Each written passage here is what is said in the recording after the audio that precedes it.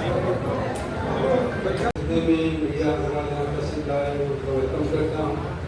और साथ ही लद्दाख से जो पद यात्रा में शामिल हुए, लेह से हज़ारों किलोमीटर पैदल चल के लद्दाख के पास मेरे लद्दाख के मुस्तक़बिल के लिए लद्दाख के मुद्दों को, लद्दाख के इश्यूज़ को लेके दिल्ली तक चल के आए हैं।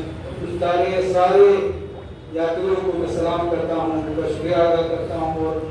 और ये मैं कहना चाहता हूँ कि सालों साल जो आपके इस कुर्बानी को लद्दाख जो याद रखा जाएगा। आज का इस प्रेस कॉन्फ्रेंस हमने यहाँ पे इसलिए रखी है और इस प्रेस कॉन्फ्रेंस के जरिए हम क्या मैसेज देना चाहते हैं उस पर तफसीलन सोना महमूद जी और लोग के सामने रखेंगे।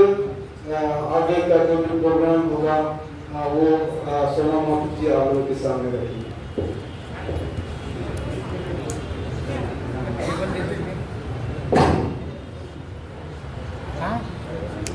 किसका दो भाई सारे किसका दे, सब किसका दे।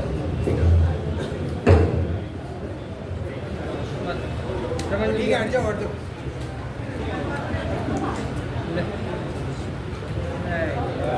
नमस्कार चूल्हे, सबसे पहले तो आप सभी मीडिया से आए भाई बहनों का धन्यवाद करता हूं। और उसके बाद लेह से दिल्ली तक 800-900 किलोमीटर एक महीने में पैदल आने वाले सब पदयात्रियों को मैं सलाम करता हूँ। इन पदयात्रियों में बहुत से लोग हैं जो 80 से भी ऊपर की उम्र के हैं और चल के आए, 70 से ऊपर बहुत हैं। दर्जनों वीर भूतपूर्व सैनिक हैं भारतीय सेना के, महिलाएं हैं, युवा हैं, सब एक आशा के साथ चल के आए कि हम राजधानी में जाकर भारत की शीर्ष नेतृत्व से आग्रह करेंगे, विनती करेंगे, गुहार लगाएंगे कि लद्दाख और लद्दाख के साथ पूरे हिमालय के पर्यावरण और संस्कृति को संरक्षित करने के लिए हम संविधान के जो प्रावधान हैं उनकी जो वचन हमें मिले हैं उनको याद दिलाएंगे। लद्दाख में 6वें शेड्यूल की और लोकतंत्र की बहाली की मांग रही है। बाकी हिमालय में भी हमने देखा कि स्थानीय लोगों को सशक्त करने की बहुत जरूरत है। जो प्रावधान हैं लागू हों, नहीं है तो बनाए जाएं। लद्दाख के लिए तो बने बनाए हैं 6वां शेड्यूल, जिसका कि ना सिर्फ आशा है बल्कि आश्वासन और वचन हमें सरकार की तरफ से मिला है हर चुनाव में, घोषणा पत्रों में।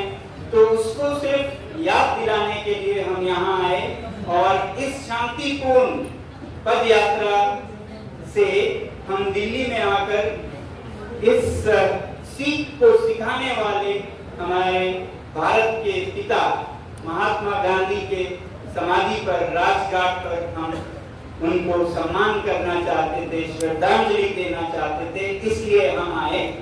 हालांकि आने में बहुत तकलीफें हुई।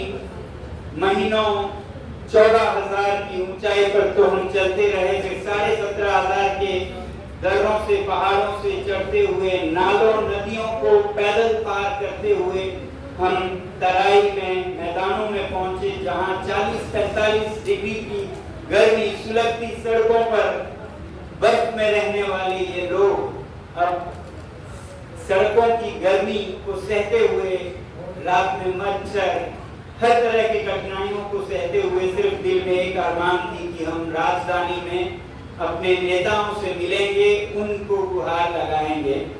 इसलिए यहाँ आए। मगर आप लोगों को जैसे पता है 2 दिन हमें हिरासत में रखा गया। उसका हमें गिला शिकवा नहीं है, बल्कि उससे हमारा संदेश और दूर तक पहुंचा। तो हमारी सिर्फ ये मांग थी कि हमें 2 चीजें पूरी कीजिए। एक तो हमें किसी भी तरह राजघाट पर बापू के समाधि पर पहुंचना ही है, दूसरा हमें भारत के शीर्ष नेताओं से मिलना ही है। तो राजघाट तक तो हमें पहुंचाया गया, उसके लिए हम धन्यवाद कहते हैं। मगर शीर्ष नेताओं से जो मिलने की बात है उसके लिए हमने विनती लगभग 10 दिन पहले ही दे रखी थी। राष्ट्रपति महोदय से भी, प्रधानमंत्री जी के दफ्तर से भी और गृह मंत्रालय में भी गृह मंत्री जी से मिलने के लिए, ताकि ये जो 150 लोग पैदल आए वो अपने प्रिय नेताओं से मिल सके और अपनी विनती कर सकें। मगर दुख की बात ये रही कि हमें मिलने का अवसर तो नहीं मिला, मगर एक आश्वासन दिया गया गृह मंत्रालय की तरफ से कि बहुत ही जल्द आपको मिलाया जाएगा। फिर उसके बाद ये आश्वासन दिया गया कि मिलाने की तो समय नहीं मिल रहा है, मगर हम आपको एक अपॉइंटमेंट तारीख जरूर देंगे आज 4 तारीख को शाम के 5 बजे तक। वैसे तो हमें नहीं समझ आता कि 10-12 दिन पहले से विनती की गई अपॉइंटमेंट के लिए, एक समय के लिए, इन लोगों के लिए जो 150 लोग बड़े बूढ़े महीना पैदल चलकर, पैरों में छाले, बदन में तरह तरह की दिक्कतें, सूरज की गर्मी से जले हुए चेहरों के साथ जो आए, हमें उम्मीद थी कि उनके साथ हमारे नेता जरूर मिलेंगे, क्योंकि भारत एक लोकतंत्र है। सबसे बड़े हम पिछले 2 दिनों में सांस थाम कर उम्मीद में बैठे थे कि हमें ये तारीख दी जाएगी जब हम अपने नेताओं से मिल पाएंगे, प्रधानमंत्री जी से मिल पाएंगे। हमारी यही उम्मीद थी कि उनके सामने हम फिर एक बार लद्दाख के मुद्दे को रखें, याद दिलाएं, उनको हम लद्दाख का खतक चढ़ाएं और हम खुशी खुशी वापस जाएं। तो राजघाट पर जब हमें ले जाया गया और ये आश्वासन भी दिया गया, तो जो अनशन हमने शुरू की थी हिरासत में 30 तारीख के रात को ही जब हम दिल्ली के सीमा में आए, तो वो अनशन 48 घंटों के बाद राजघाट पर हमने तोड़ा, क्योंकि इतने सारे बड़े बूढ़े महिलाएं थी जिनमें से कई बीमार थे। तो हमने इस आश्वासन पर ये तोड़ा कि हमें अगले 2 दिनों में शीर्ष नेताओं से मिलने की तारीख भी मिलेगी, और उसके बाद हम इंतजार करने लगे। मगर आज शाम तक भी ऐसा कोई तारीख नहीं मिला, और ये बहुत दुख के साथ कह रहे हैं कि भारत के सबसे दूर सीमा पर, और सीमा भी एक तरफ चीन का, एक तरफ पाकिस्तान का, जिसे बचाए रखने वाले यही लद्दाख के लोग हैं। हर जंग में, जो भी जंग भारत ने लड़ी है, चाहे वो 48 का जंग हो, चाहे वो 62 का जंग हो, चाहे वो 65 का युद्ध हो, 71 का युद्ध हो, 99 का युद्ध हो, हाल के 2019-20 का युद्ध हो, हर एक में लद्दाख के लोगों ने बिना वर्दी के, बिना तनखे के सैनिकों का काम किया। युद्ध भूमि में वो कंधे से कंधा मिलाकर असैनिक रूप में सैनिकों की मदद करते रहे,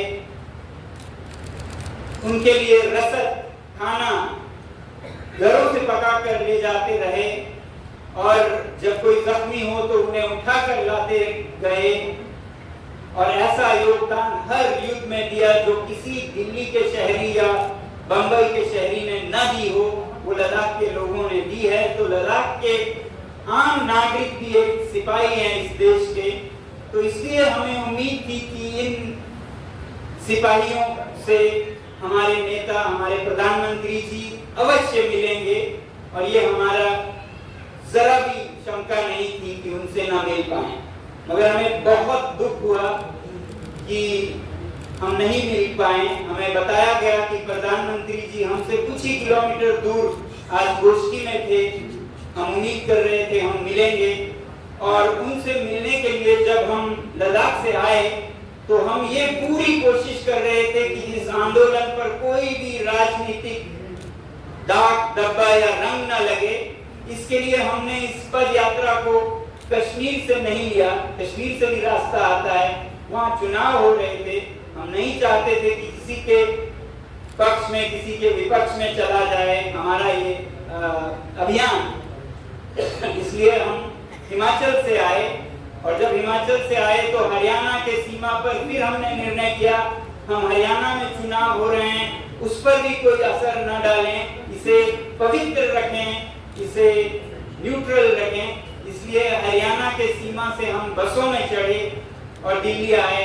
हम किसी भी संस्था से नहीं मिले कि कोई रंग न लग जाए हमारे इस पवित्र अभियान पर। तो ऐसा करने के बाद भी 80 के उम्र के लोग पैदल आए, इसके बावजूद भी जब हमें ये मिलने की तिथि नहीं मिली तो बहुत दुख हुआ। वैसे ही हमारे साथ हमारा डोलमा ले हैं, अभी डोलमा 90 वर्ष की हैं, ये लद्दाख से हैं मगर स्विट्जरलैंड में रहती आई हैं। पिछले कोई 70 सालों से स्विट्जरलैंड में हैं। स्विस सरकार ने उन्हें बार-बार स्विस नागरिकता लेने के लिए कहा, बार-बार। उन्होंने अभी तक भारतीय नागरिकता नहीं छोड़ी। भारत का पासपोर्ट इनकी शान है, ये अभी भी रखते हैं। हालांकि नागरिकता के लिए लोग भारत से लोग पश्चिम की नागरिकता के लिए जान की बाजी देकर जाते हैं, मगर अमा डोलमा ने अपनी नागरिकता कभी नहीं छोड़ी। 90 की उम्र तक, वर्ष तक होते भी वो वहां से खास दिल्ली आई ताकि वो पद यात्रा के आखिरी चरण में जुड़ सकें, और अगर अनशन करना पड़ता है तो वो अनशन में भाग ले सकें, इसके लिए आई हैं ये। तो हमें दुख है इस बात का कि ऐसे में भी हमें समय नहीं मिला अपने शीर्ष नेताओं से मिलने का। भारत के आखिरी नागरिक हैं, चरम सीमा से, अंतिम सीमा से। बहुत अच्छा होता अगर प्रधानमंत्री जी, गृह मंत्री जी, राष्ट्रपति महोदय इनसे मिलते, इन्हें 2 शब्द आश्वासन के, ढाढ़स के, स्वागत के शायद बोलते। तो जो भी हो, हमने ये कहा था जब हमने अनशन तोड़ा था राजघाट पर कि अगर ये नहीं हुआ तो मजबूरन हमें अनशन दोबारा करना पड़ेगा। उम्मीद है ऐसा नहीं हो, मगर आज जब शाम के 5 बजे तक भी कोई सूचना नहीं मिली तो हमें मजबूर होकर लद्दाख के जो शीर्ष नेता हैं के लिए और एपेक्स के सब ने मीटिंग की। बहुत बातचीत करने के बाद ये निर्णय किया कि लद्दाख के नेतागण अगर कोई सूचना नहीं आती है तो कल से दिल्ली में ही अनशन पर रहेंगे अनिश्चित काल के लिए। जहाँ तक मेरा है, मैं एक एनवायरमेंटलिस्ट के तौर पर ये जो आंदोलन या अभियान है लद्दाख की, एपेक्स बॉडी और केडीए जिन्हें चला रही है उनका समर्थन करता आया हूँ। तो उसी हिसाब से मैं फिर आप लोगों के साथ, आप लोगों के मदद के लिए इस अनशन में बैठूंगा, ऐसा हमने बताया था। तो अगर ऐसी कोई तारीख नहीं मिलती है तो कल से हम अनशन पर बैठने पर मजबूर होंगे। हमारे नेता, हमारे जो भी वॉलंटियर्स हैं लद्दाख के या फिर कहीं के भी जो लद्दाख के इस मुद्दे का समर्थन करते हैं, पर्यावरण के, हिमालय के मुद्दे का समर्थन करते हैं, हम स्वागत करते हैं। तो इस अनशन के लिए हम जगह की भी सरकार से मांग कर रहे हैं। तो हमें एक पत्र मिला कि जंतर मंतर आपको नहीं मिलेगी। 3 तारीख के लिए हमने मांग की थी कल, मगर उसे नहीं दिया गया था। हम फिर एक बार मांग करेंगे क्योंकि जंतर मंतर वो जगह है जहाँ पर सब अपनी मन की व्यथा इस लोकतंत्र में सुना सकते हैं। तो अगर नहीं मिलता है जंतर मंतर जहाँ होनी चाहिए, पिछले बार की तरह अगर नहीं दिया जाता है तो हम मजबूर होकर फिर किसी भी और जगह पे जो भी संस्था, जो भी दल या समूह हमें अपना जगह दे वहां करने पे मजबूर होंगे। और इसमें कोई भी संस्था, कोई भी दल हो सकते हैं, राजनीतिक दल हो या जैसे भी समुदाय दल हों, वो जहाँ जगह देंगे हम वहाँ ये अनशन शुरू करेंगे। अभी भी उम्मीद है कि इस पर कुछ पहल होगी और हमें ये ना करना पड़े और खुशी खुशी सब घर जा पाएंगे हम। मगर अगर ऐसा नहीं हुआ तो कल से लद्दाख के नेतागण और जो भी वॉलेंटियर्स आए लद्दाख से हो या ना हो, हम ये अनशन शुरू करेंगे। ये आप लोगों को बताना था। तो इसी बात के लिए और आप लोगों को जो पदयात्री थे जिनमें से बहुत वापस जा रहे हैं, तो उनसे मिलाने के लिए ये हमने गोष्ठी रखी थी। आप सबका फिर एक बार यहाँ आने के लिए धन्यवाद, हमारा ये संदेश लोगों तक पहुँचाने के लिए। तो धन्यवाद। तो आप मुझसे बहुत पूछते हैं कि किन मांगों के लिए, किन मुद्दों के लिए ये पद यात्रा हुई या ये अनशन होगा या प्रधानमंत्री जी से हम मिलने वाले थे, तो क्यों? तो ये लद्दाख के 4 बिंदु मांगे हैं जो पिछले 4-5 सालों से सरकार के सामने रखी गई है और जिस पर बातचीत कुछ हद तक चली भी है मगर वो रुक गए, उसे दोबारा बहाल करने के लिए है। तो इन 4 बिंदुओं में एक है लद्दाख में लोकतंत्र की बहाली, दूसरी है जो कि स्टेटहुड या असेंबली के साथ होती है, दूसरी है लद्दाख को जो 6वें शेड्यूल में संरक्षण के वचन हैं उनको अमल में लाया जाए, तीसरा लद्दाख में नियुक्तियां नहीं हुई हैं युवाओं की, पब्लिक सर्विस कमीशन का गठन हो ताकि नियुक्तियां हो सके और काम चल सके, युवा अपना रोजगार पा सकें, और तीसरा लेह और चौथा लेह और कारगिल के लिए 2 संसदीय सदस्यता मिले। ये 4 बिंदुओं पर लद्दाख मांग करती रही है। तो जो लोकतंत्र के 2 ऊपर के मांग है, चाहे वो स्टेटहुड हो या 6वां शेड्यूल हो, ये स्थानीय लोगों को सशक्त करता है अपने पर्यावरण, अपने संस्कृति को संभालने के लिए।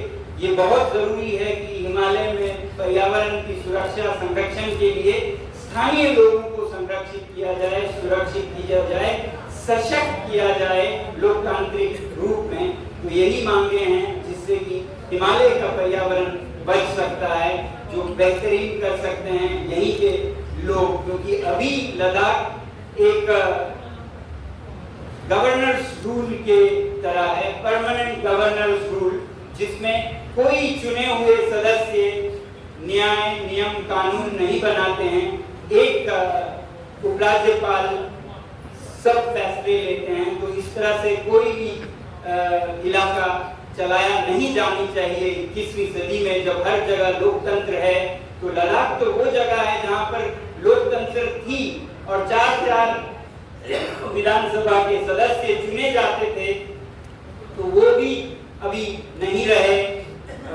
लद्दाख में कोई ऐसी असेंबली अपनी भी नहीं है, न ही 6वां शेड्यूल है। तो लद्दाख में नियम बनाने की, कानून बनाने की कोई मंच नहीं है जिसमें स्थानीय लोग सहभागी हो सकते हैं।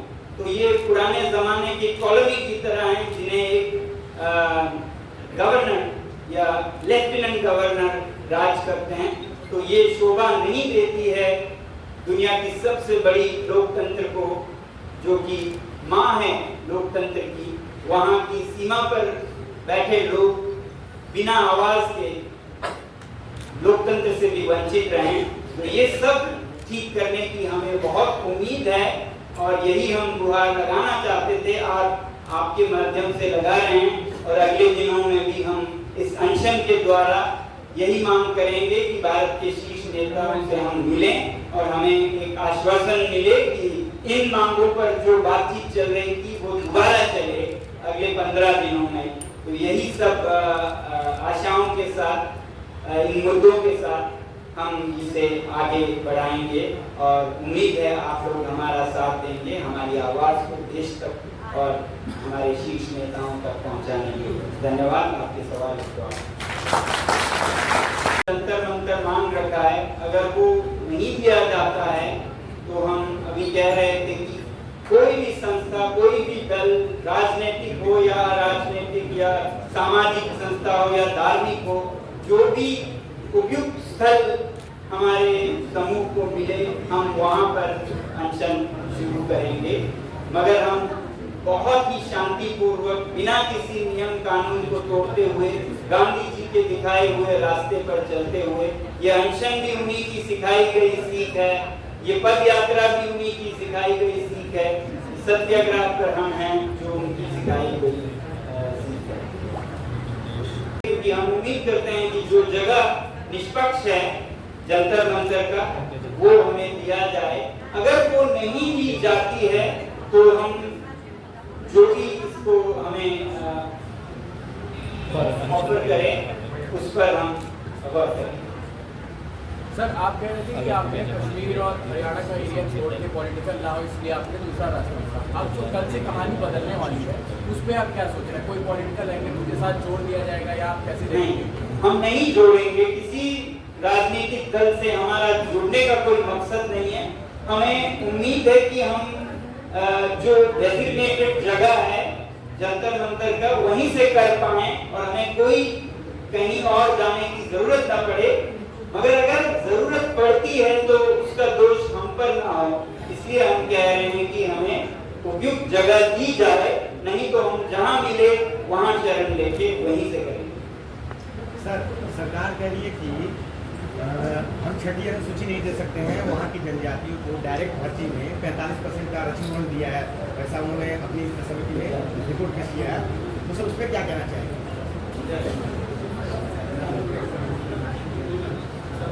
नहीं, आपको पता है 45% ये कभी सिफारिश दी है उन्होंने कि 45% हमने डायरेक्ट रिजर्वेशन देंगे वहाँ की जनजातियों को। पहली चीज तो सरकार की तरफ से कोई ऐसी सिफारिश है नहीं, और दूसरी चीज जो इन प्रिंसिपल हर साल जो डायलॉग हुआ था सरकार का सब कमेटी और एमएचए का, उसमें इन प्रिंसिपल सरकार एग्री हुआ था कि 85% रिजर्वेशन लद्दाख को दिया जाएगा। लेकिन अनफॉर्चुनेटली अभी तक एक भी गेजेटेड पोस्ट की रिक्रूटमेंट नहीं हुई। ये भी वादा किया गया था कि पब्लिक सर्विस कमीशन का को गठन किया जाएगा और वहाँ पब्लिक सर्विस कमीशन बनाया जाएगा। और अगर लद्दाख को अलग से पब्लिक सर्विस कमीशन नहीं बनता है तो Jammu Kashmir public service commission, जिसका हमारा जम्मू कश्मीर लद्दाख हाई कोर्ट में उसी तर्ज पे, क्योंकि हाई कोर्ट का जितना भी रिक्रूटमेंट होता है वो जेकेपीएससी के थ्रू भी होता है, तो जेकेपीएससी जो है लद्दाख के लिए हाई कोर्ट के रिलेटेड जितनी भी रिक्रूटमेंट है वो कर देता है। लेकिन हम लद्दाख के लिए, क्योंकि हम चाहते हैं अब जब लद्दाख पुलिस अलग बन सकती है तो लद्दाख कैडर अलग क्यों नहीं बन सकता है। और हमने दैनिक सेंटर जो डालने की बात थी उसको हमने बिल्कुल स्ट्रॉन्ग खारिज किया था। इसलिए हम चाहते हैं कि लद्दाख में जो इन प्रिंसिपल हमारे साथ एग्री हुए थे 80% रिजर्वेशन के लिए और उसके बाद पब्लिक सर्विस कमीशन के लिए, उसको फुलफिल करें। हमारे साथ तो धोखा हुआ है, सरकार ने धोखा दिया, क्योंकि हम चाह रहे थे कि सरकार ने जो प्रॉमिस हमारे साथ किया है उसको फुलफिल करें।